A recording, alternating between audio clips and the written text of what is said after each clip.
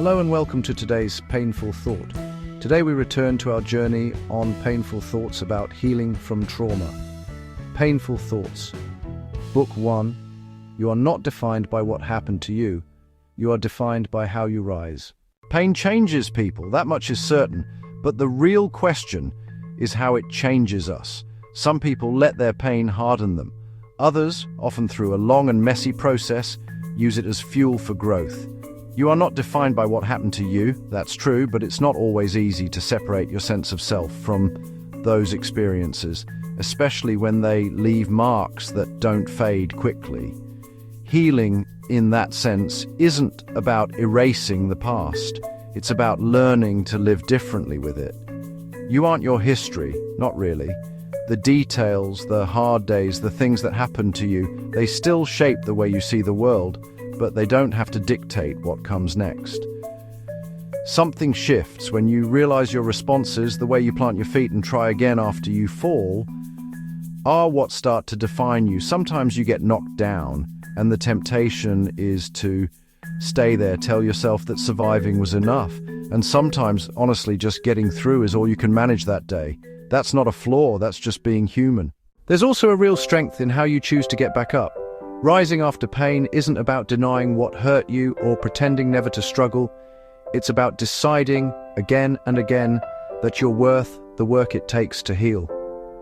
Studies have shown that resilience, the capacity to adapt, to find purpose, sometimes even meaning after difficulty, grows through a mix of self-compassion, realistic optimism, and reaching out for support when possible. Neff, 2011, Tedeschi, and Calhoun, 2004, Bonanno, 2020.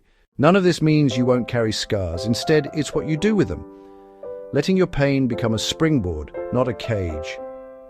Research in post-traumatic growth suggests people who move beyond their pain often develop greater empathy, deeper relationships, and a renewed sense that life, complicated as it is, holds some genuine possibilities.